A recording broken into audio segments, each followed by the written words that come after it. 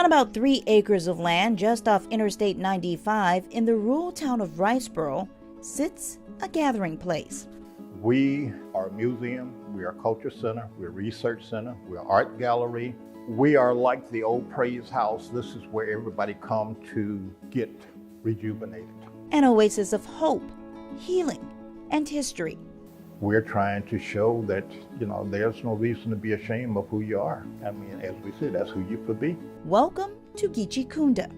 Geechee referring to the African-based culture that has survived along coastal Georgia for more than 250 years.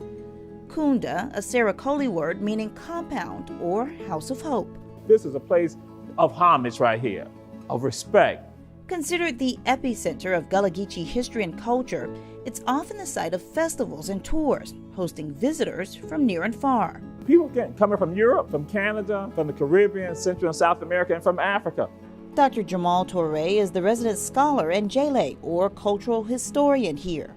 Founded by the late Jim Bacote and his wife Pat nearly 20 years ago, Geechee Kunda is a respite for those thirsting for knowledge and a feel of community. Jim was expansive in his views with regards to the world and connecting people. Didn't matter where you're from, Jim felt you were family. The Bacote home is the central part of this living history museum.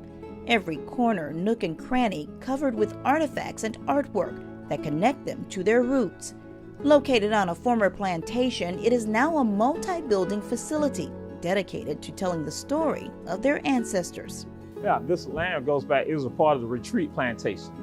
It was a rice plantation right here, along with other things happening here. And this is Jim's family. This is a part of, again, this is part of history we call 40 acres and a mule. Look what this is tied to. That's why I said some of us live in this area right here, coastal Georgia and South Carolina. We have lands in our families going back to the 1800s.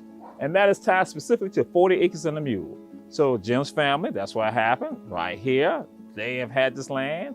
And in fact, the cemetery for the Jones family who own the plantation is on the property right here. What a lot of people do not realize, where we are to now, where Geechee Kunda is, his grandparents actually lived on this property. So he was coming back home.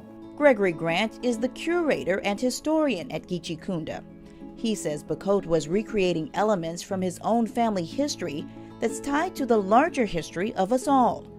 But just as preservation was a big part of Jim's plan, so was expansion.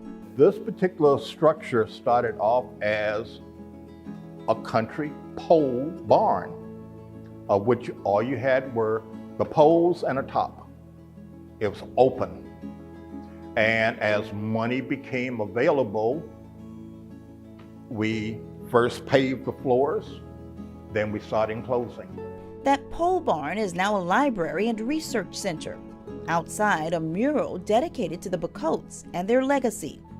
A thatched roof African roundhouse serves as a gift shop.